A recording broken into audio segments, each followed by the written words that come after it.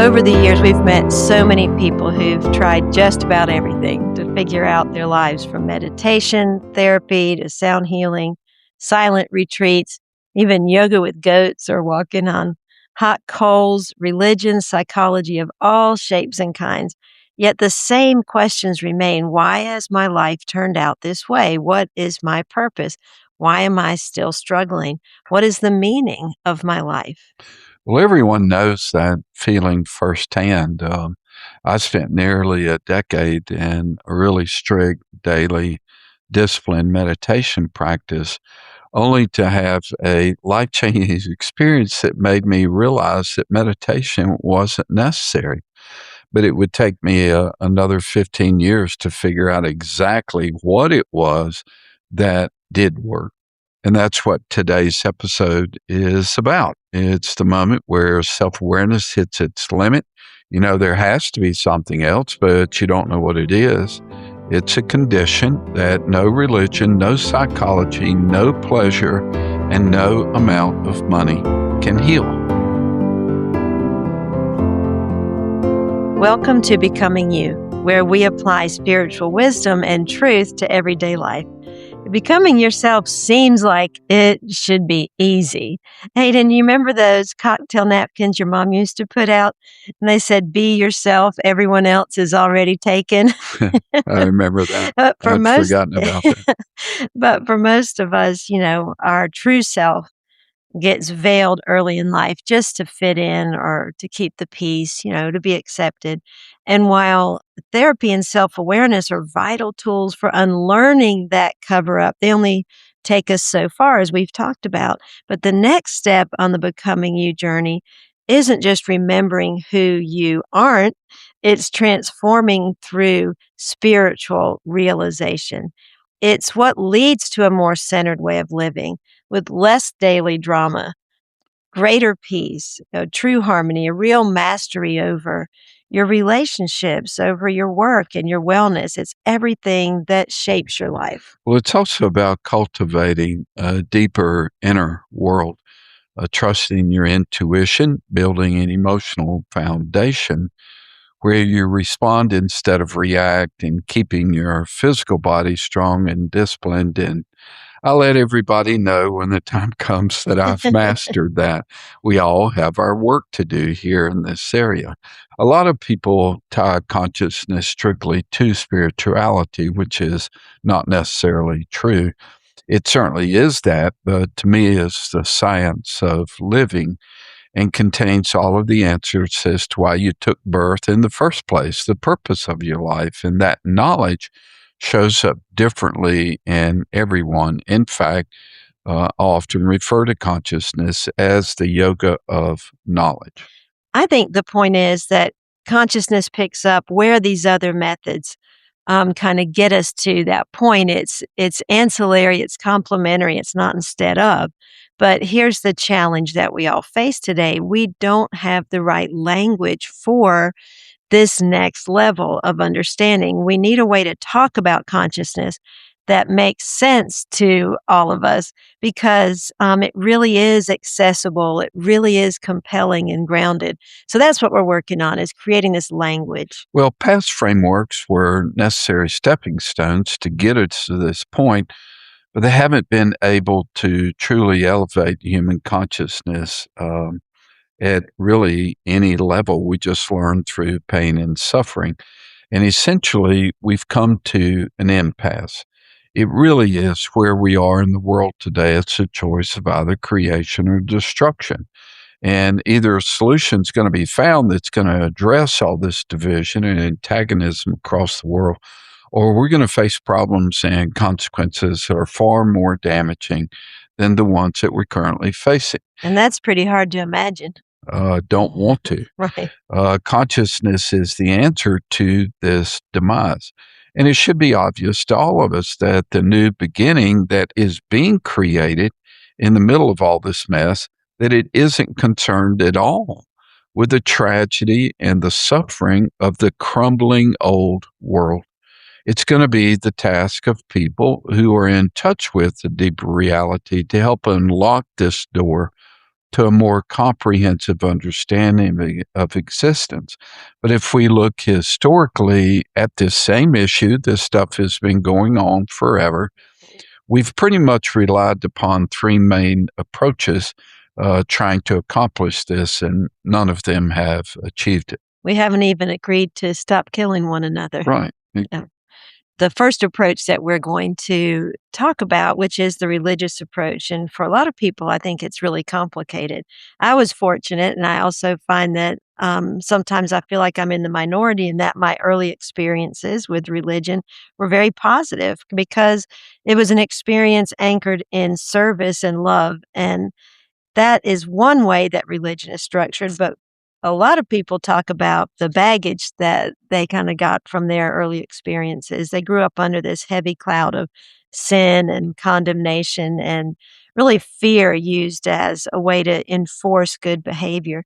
They were taught to focus, entirely on preparing for an afterlife, preparing to not be here, where sinners like you and me probably aren't gonna have much of a chance. We're not gonna fare very well in What'd you that. include me in that for? Well, I think when I say you and me, I think about all of us, that we're all kind of painted as we're not gonna fare very well if we don't follow these really strict Right, rules and do right. things. Yeah.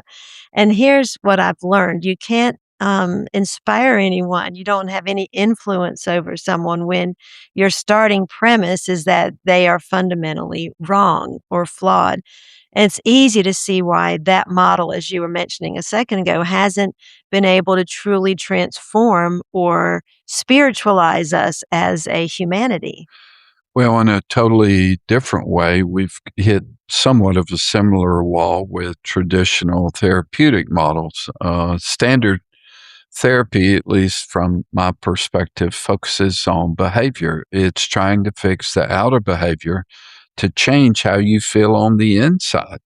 It treats the dysfunction or the trauma as the main character. You analyze the symptoms, track your patterns, and try to manage the habits.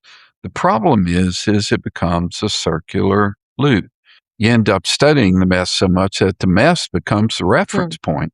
I mean, you're endlessly trying to solve the problem using the exact same mind that created it. And that's why relief is often just temporary.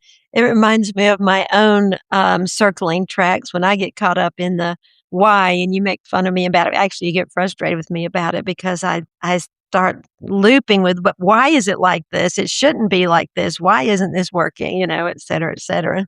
Well, it's an easy trap to fall into, but the problem is we stay stuck. True consciousness is a journey into the hidden reality inside each one of us. It's an unfolding like a caterpillar transforming into a butterfly.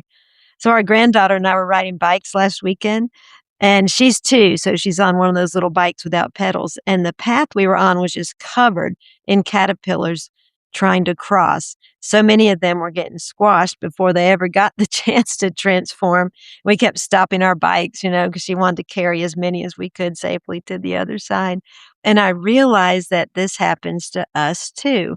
When we live completely blind to our the hidden reality, to our deeper truth, our potential gets kind of crushed by life, by the storms and the difficulties before we ever really get to bloom. But as you wake up and become conscious, you start noticing the helpers, those that are trying to get you across the path before you get squashed, and the path opens up.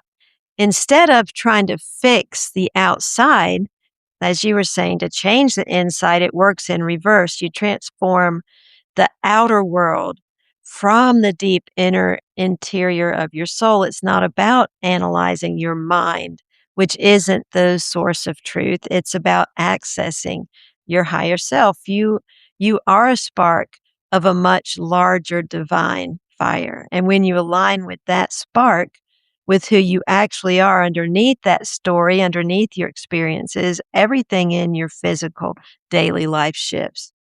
Even the smallest step down this path offers a depth of freedom that kind of the old way of thinking of analyzing the outer, it just can't match. It doesn't get us there. Well, there's actually a third historical modality in addition to religion and therapy that really has to be addressed. And it's been around for a very long time. And it is that the foundation that life is an illusion and that consciousness is what many people, physicists, refer to as an epiphenomenon, which is not true. The idea contained in many of the old ancient practices and an idea that is preached by many people today is that the object is to escape this physical life and head into an otherworldly existence, even though you don't know what that is. It's just like, do the best you can now, don't kill anybody, or, do your best to live up to the 10 commandments, and maybe you can get to the other side, which is a heck of a lot better than this side. That's the philosophy. Well, the object is not to be here, but to be there, heaven, nirvana. It suggests that because the individual doesn't understand here, then there must be the answer. So, well, enough of that. So those are, kind of three historical approaches. But I tell you what, let's do. Let's take a look at a few core principles of consciousness and this issue of spirituality. It's not like the old days where you could publish a list called The 7 Habits of a Spiritual Person. It doesn't work that way. The physical, behavioral, psychological side of you can be measured and mapped, but the intuitive, illumined, metaphysical side of you cannot. So as soon as I say, well, let's walk through these principles, I'm essentially breaking my own rule. It's never as simple as just do these things and your life will be okay. That's not true.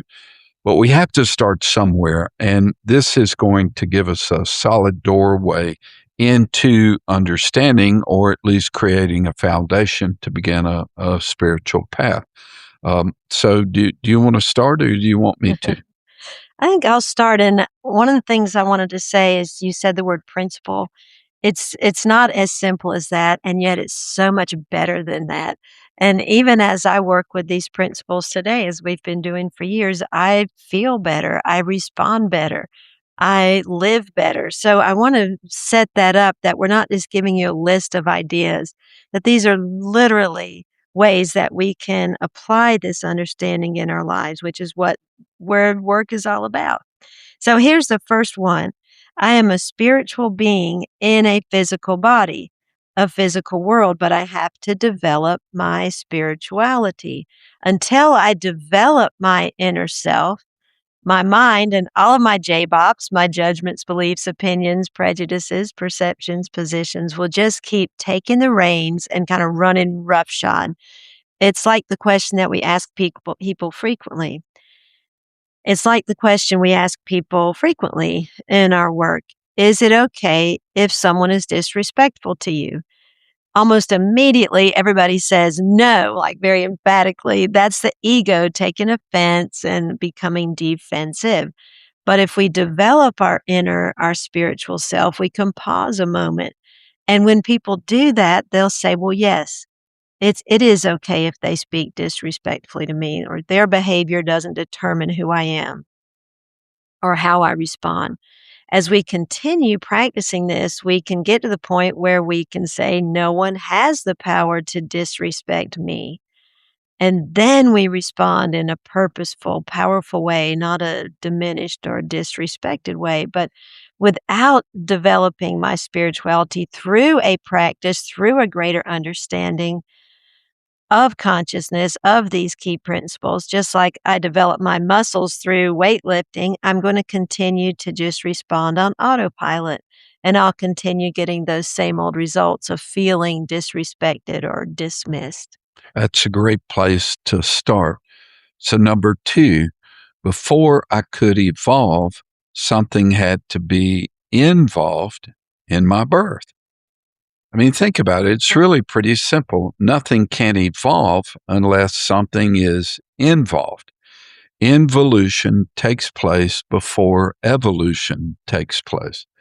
Involution is the invisible that becomes visible in the evolution. So unless you know what was involved inside of you at birth, How's it remotely possible to understand the purpose of your life? Well, it'd be like an invention. Nothing would be invented if someone didn't have the idea first to invent it.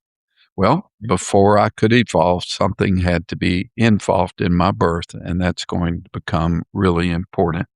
And that leads us to the next one that we wanted to share, which is nothing can evolve out of me that was not contained in me at the start. So it's similar, but here it is. This is one of my favorites because it reminds me I have everything I need to be happy, to be fulfilled, to become who I came here to become.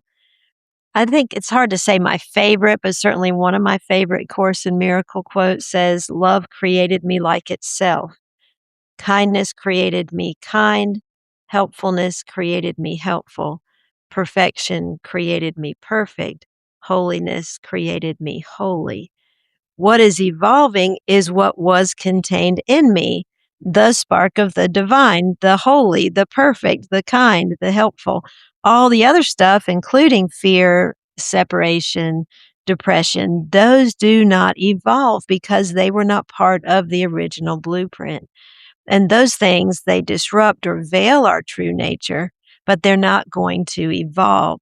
The focus is on what was contained in me at the start because it is not lost, it's just been misplaced or veiled. Or forgotten. Yeah. Let's go to number 4. The truth of who I am is contained in that involution. The hidden reality of the truth of your existence lies inside of you. It always has. And this really is the goal of awakening. The truth isn't out there, although there will be for each of us a path, a teacher, a sacred text, a holy moment that suddenly points us to that which is contained in us. And next thing you know, we're on our way. I had a conversation with a friend the other day, and he expressed in such clear terms that he's seeking to know more about himself and what he's doing here. He really does want to understand. And I just kind of smiled to myself because I know that once you choose to know, that way, that path, that teacher will be provided.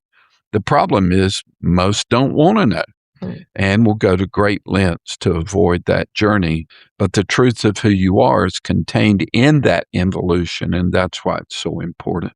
And it's true, Hayden, that it helps to have a structure to help us be on that path and to continue learning rather than just kind of fall into the daily operations of Groundhog Day, just doing the same thing over and over. So, if you would like a structure, if you would like a community to be a part of, to be on this journey, to find out why you're here and what is the purpose of your life, we'd love for you to check out the Becoming You journey.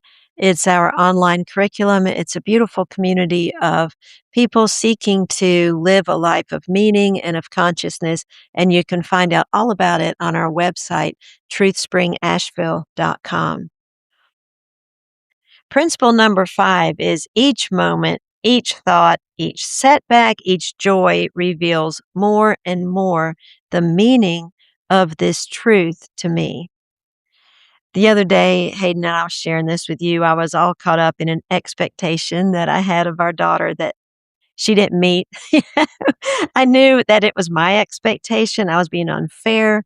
It was totally unproductive to just blame her for not meeting my expectation, but it didn't stop my mind from bringing it up like numerous times throughout the day. And then she called me and shared something she was dealing with. And I immediately felt such deep love for her. Everything else just kind of went out the window. It was the juxtaposition of my own petty wanting things to be a certain way and her kind of raw emotion and sharing with me that took me deeper into my true self and my true nature, which isn't petty, my true nature, which is love. Each moment, even the difficult ones, even the not perfect ones, even the ugly ones. They're really a gift of greater understanding of your lovely self. And when I can get out of my own way, put my ego in its place, and pay attention to the greater unfolding. Each moment serves as a teacher. Even the ones in which we shudder, even the really difficult Yeah. ones in life. Let's go to number 6. This truth contains the negation of my past, the path to my awakening, and the fulfillment of my destiny. Well, the statement says it all. You're not your past, your mistakes. Truth doesn't erase your past. Let me say that again. Truth does not erase your past. You simply become who you really are. It's a renewal. The past is dissolved in this truth. It's an undoing of the old you without analysis, condemnation, or serving any longer as a reference point as to who you are. Yet the past is there, but it's okay. But you no longer use it as a reference point. So it doesn't even have to be erased. No, It of just course, has to it be dissolves. acknowledged as part of the unfolding, part of It's the a good way to process. look at it. It just dissolves where it Right. no longer has any weight or influence on you. Number 7, I'm learning to see the truth of who I am. One of my biggest allies in this process of life is my dream life. And some nights, of course, my dreams are just completely bizarre and I don't think they mean anything. Other times they're full of fear or anxiety where I'm not measuring up, I'm not hitting the mark. But sometimes I'll have a dream that points directly to that truth of who I am. And I had one a while back where I was cleaning, the little bathroom at the office, and the more I scrubbed, the worse it got. I mean, it was gross. I'm not gonna go into details, but before long, I was just covered in filth. And I was exhausted, frustrated.